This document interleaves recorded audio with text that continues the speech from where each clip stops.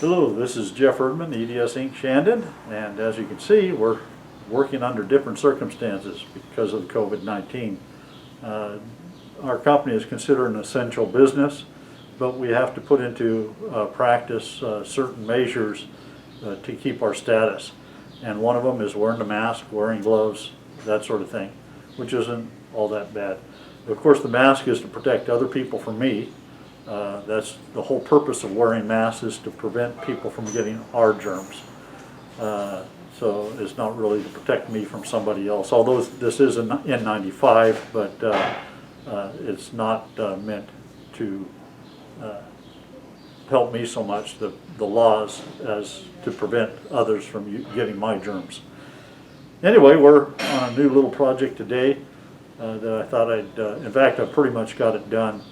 But I thought I'd show you what I'm doing and some of my setups, and you can watch the final part of it. I should have filmed the first part of it, but I was in a rush to get this work done. I've got a customer that needs it today. So what we're making, I'll bring this up to you, are these little pucks. And you can see that there's 2 holes in it. There needs to be a 3rd hole in it, and you'll get to see that set up as I do that.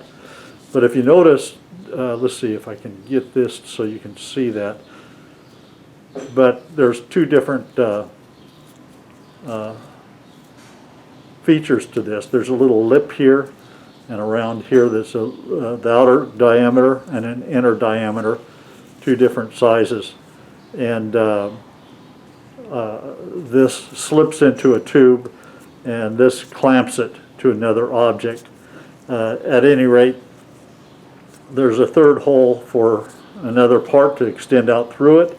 These are fastening holes, and that's the control hole will be down here, and it'll be about a 3/8 hole. So what we've done is we made a jig. I have about 30, I think 34 of these that we had to make, and so I made a jig, and I'll bring you down to that jig so you can see how we're drilling this hole.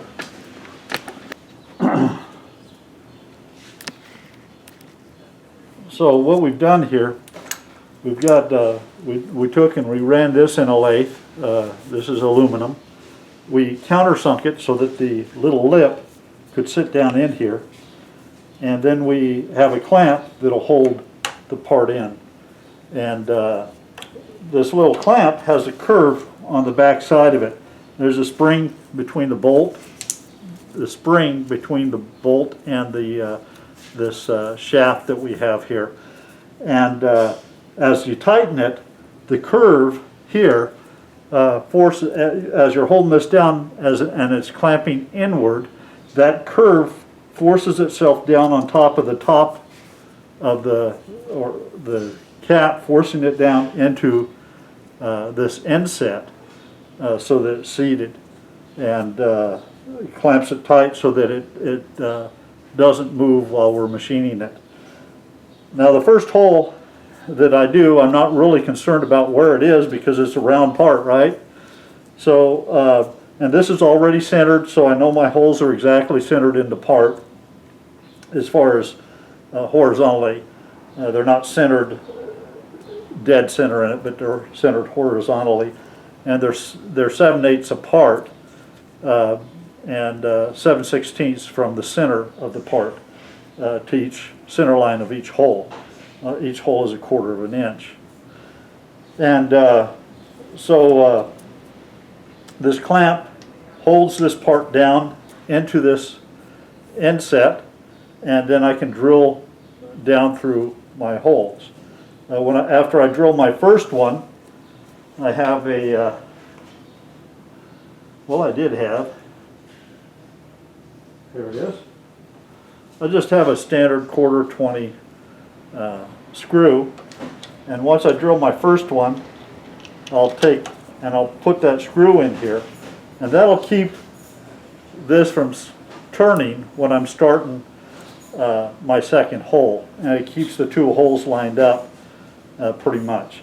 It doesn't really move, but I've seen just slight movement in it.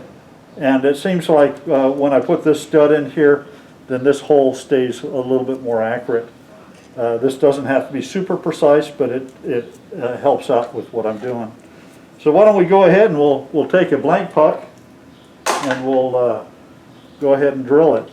So basically what I do is I just insert that puck in there, and it can't move this way or this way, but it can spin and it could pop out.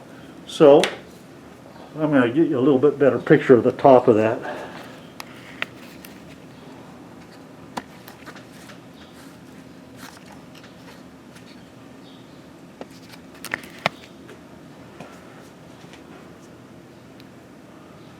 Well, I don't know what that is. Okay, sorry about that. I had a little technical difficulty. So anyway, we have this bracket here that slides up and down on top of the part. So we're going to insert the plug, push down on this, and as we're holding down tight on it, we'll tighten it. And as I tighten this, it's actually going to, because it's pushing in this way, the round part of the inside of that angle will push downward on my plate, holding it down tight. Now I found that the best way to start is to put a little bit of WD-40 on that thing, come down. Now this is a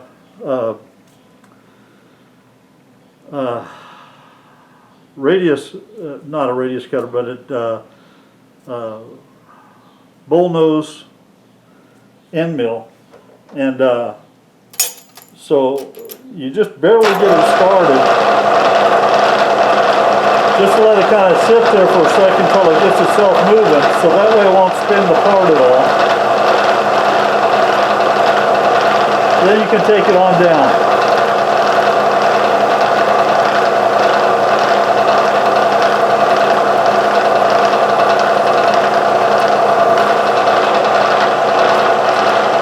Now just move her over to the other side.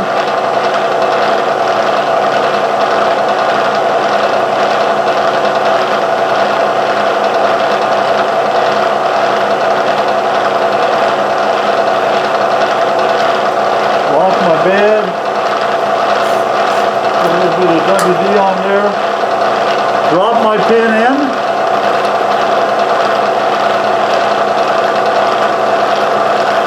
and run her down.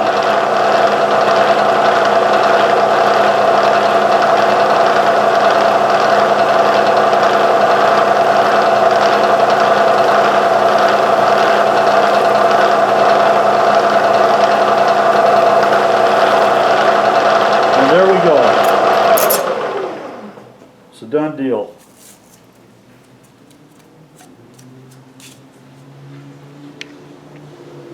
So that part is complete. We're able to loosen our back bracket and pull our puck out. So that's the completed part right there. So you see the little edge on it and the drill holes through the top. Now I have to drill a third hole, this down here, and it's going to be about a 3/8 hole. I have to figure out what my dimensions are on that and where it has to be. And once I get that set up, then I'll call you back. Okay, we've determined that our dimension is from center 0.3125 this direction, and so to set our puck in the proper place, and it's a 1/2 inch hole, so to set our puck in the proper place, since we already have these holes in place, we can take these pins. Blood got caught in there. Let's see, where did I put the other one? Go. They're just 1/4 inch pins. Push that down and tighten it on our material. That pushes it down into that little area there. Whoops, that slipped out. Let me, there we go. There we go. Okay, so that pushed it out. We'll put a little bit of lubricant on that and we'll see how this does.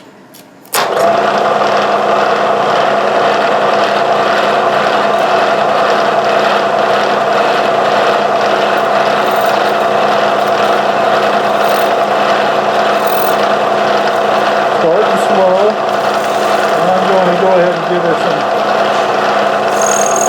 cut.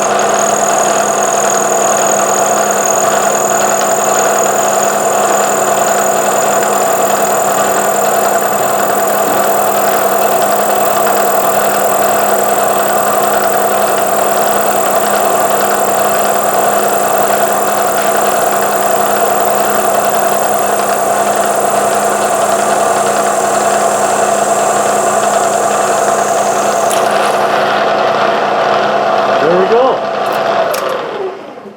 I only got 30 of those or so to go, and we'll be done. I'll bring you back when we go to the next process.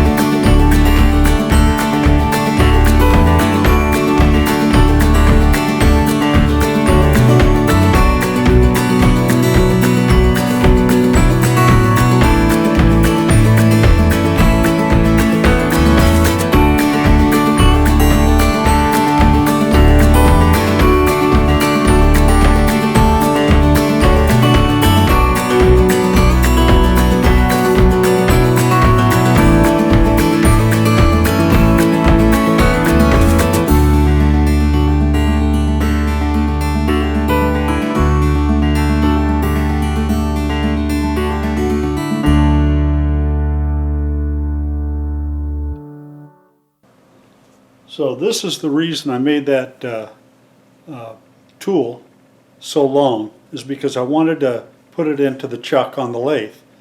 And why is that? Well, in my bonehead way, I went out and I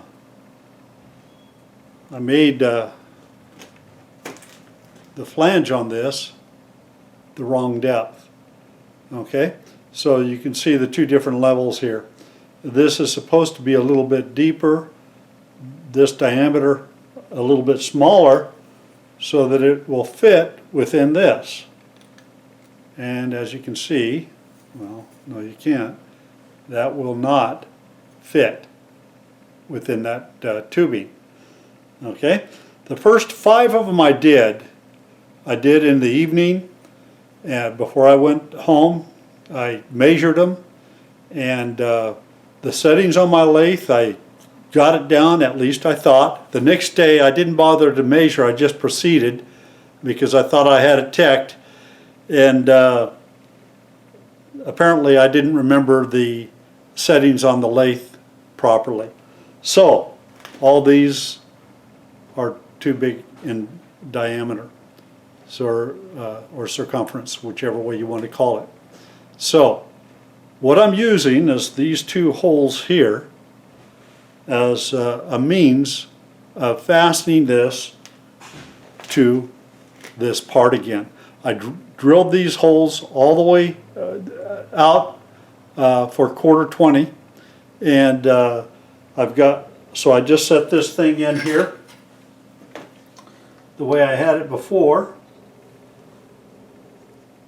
Put my bolts in. First I have to locate them here. Oops, got that wrong, I think.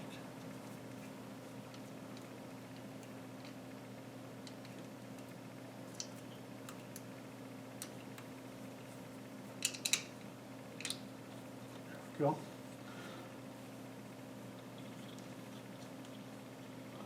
Now I've already cut several of them already, so I know I've got the right depth and everything.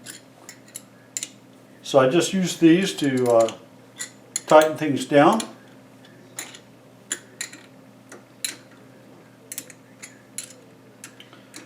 Onto the shaft,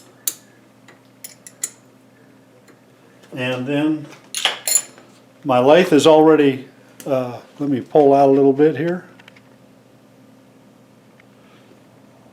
I'm already set at the proper depth. I've got a dial indicator set up so I know how far this way I need to cut, how deep or how far in I need to cut. So all I have to do is turn her on, watch my dial as I bring her in, and right there's where I want to be. Now when I pull this back out, and I take this tube, the tube slides over like it's supposed to. So that was my solution to that problem, and that's why I made this so long, because I want to have plenty of bite in my jaws of my lathe.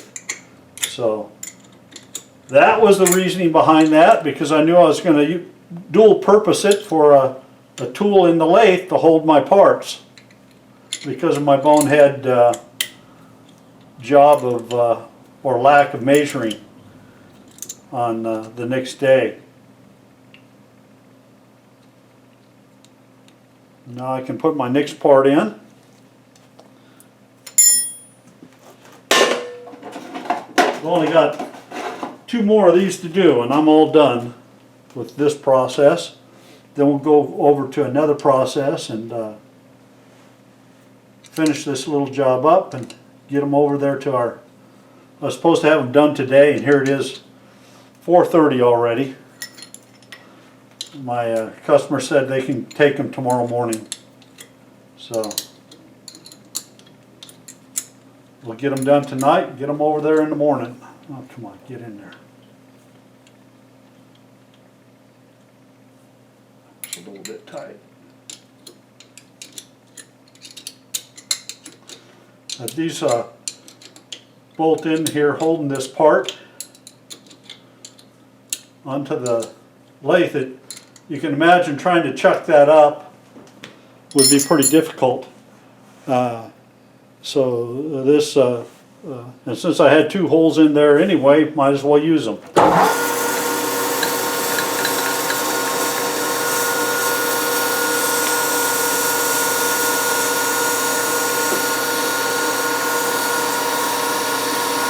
Bring on up.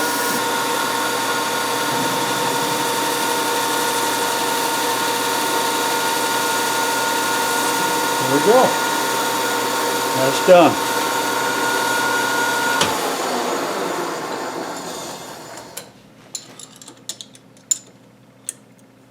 So I checked the order and it's 31 of them I need, and I've made 32 of them. I thought it was 36 originally, but it's not. It's just 31 is what was needed for the job, and I've made 32 of them. So there's nothing wrong with that.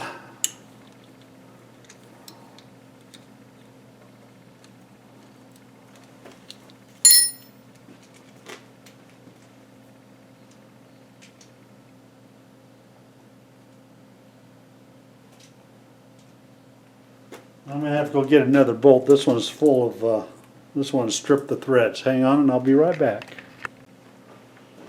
Okay, we'll put our last one on. I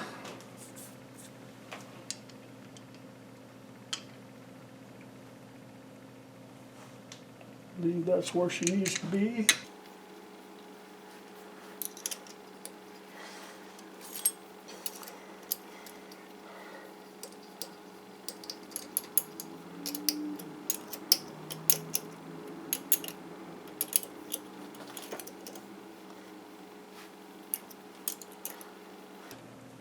Would strip out my threads at the last part, wouldn't I? But fortunately I tapped it deep enough that I had some threads back in there to grab a longer bolt. So here we go, last part. Let's see if I can get a better shot for you.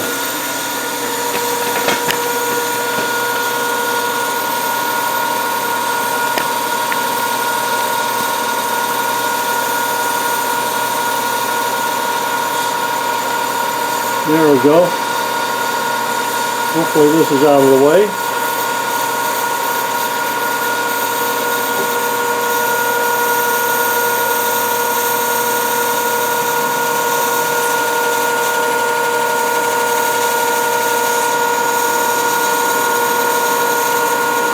And that's all the deeper we need to go.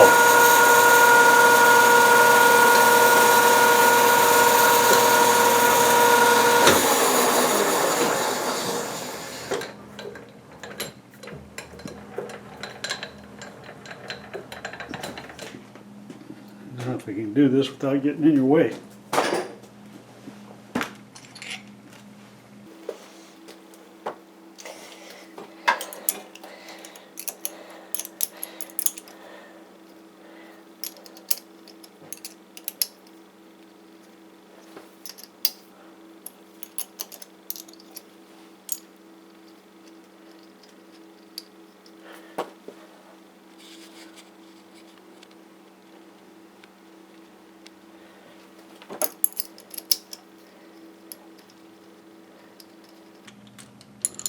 So you can see right here, this is where I flattened out one side of this so that little spring clamp could fasten in into here and hold that cap down in there when I was doing the other process on the Bridgeport. So this turned into a multi-use tool, for drilling the holes, holding it down while I drilled the holes, and also now it helped me to cut the radius or the depth of that one radius out. I think that if I was to do it again, instead of processing it the way it was, I would probably just cut a bunch of pieces out of a solid stock instead of trying to do that on the lathe and pre-drill everything and then put it on this, because that was a pretty fast process, and then just cutting it to depth. It was a lot easier and I think than doing it like I did before on the lathe as one solid piece of stock that I trimmed one at a time. So anyway, that's what we had going. Now I have to go to the next process. I'll get set up with that and then get you back. Well, here we are. All 31 of them complete. And what are these to be used for? Well, this is a rim cylinder. It's used in with exit devices. And we're doing a school that has a lot of exit devices. This component was supposed to be sent with the exit device, but it was not. This sits up against a pole. This goes through the pole, and this back plate fastens to the cylinder and pulls it against the face of the pole plate.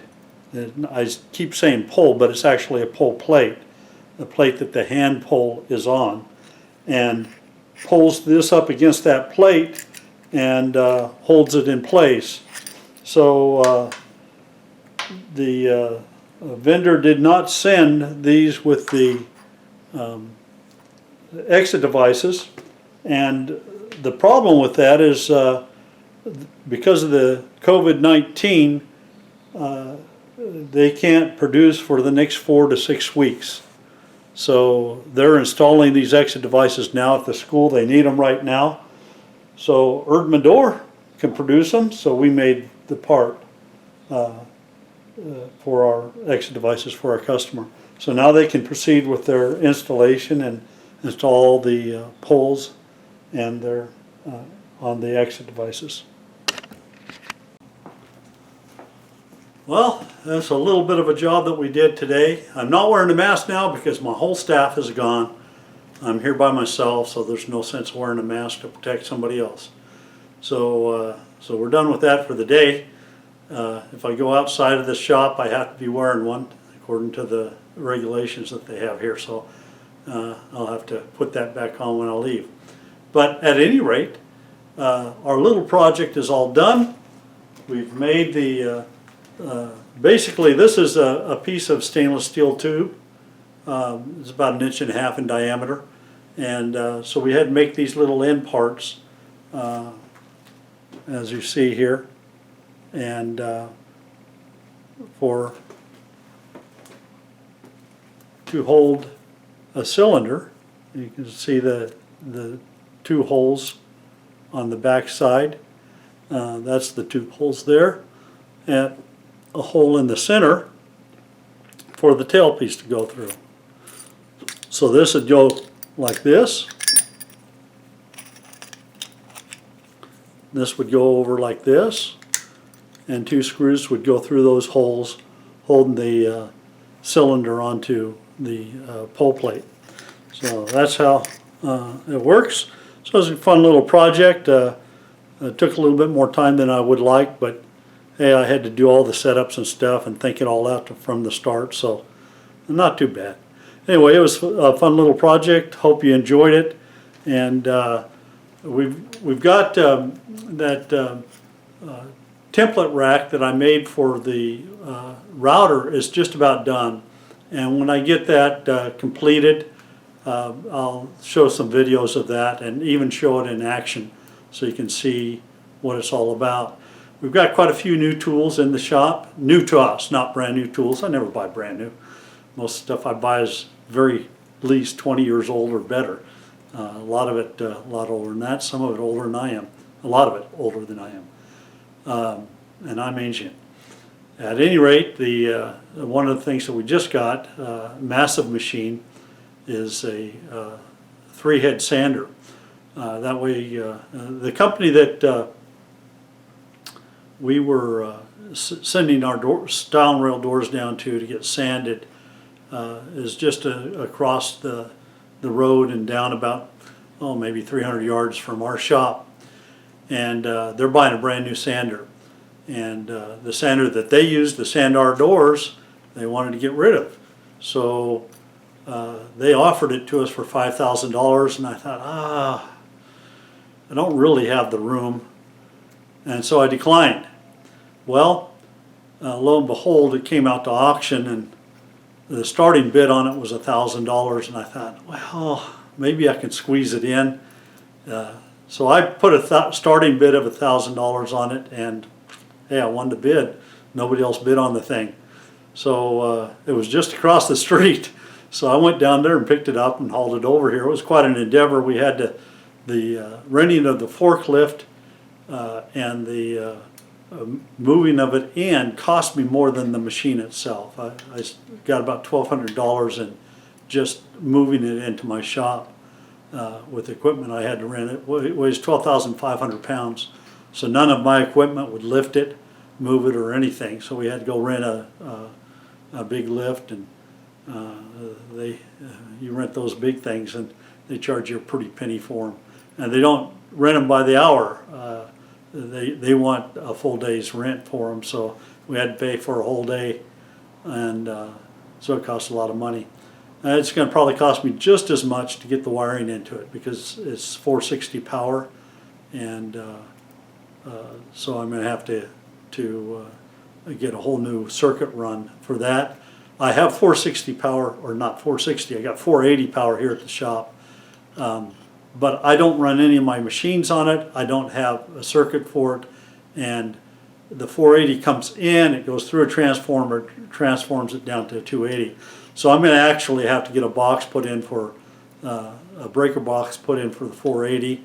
I'm sure by the time I'm done, I'll have another $1,500 in wiring and what have you, just to get that machine running. It'll be a while before we get that up and running. But still, all in all, when I'm all done with the costs of buying the machine, the wiring, the moving, all that stuff, I'll still be below the $5,000 that they offered me, which was a good deal to start with. $5,000 would have been really a good deal for that machine. But I'll have under that by just waiting around and procrastinating. So that was a good deal for us.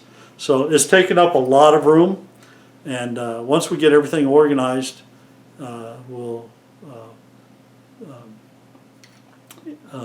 show that machine off. I've sold the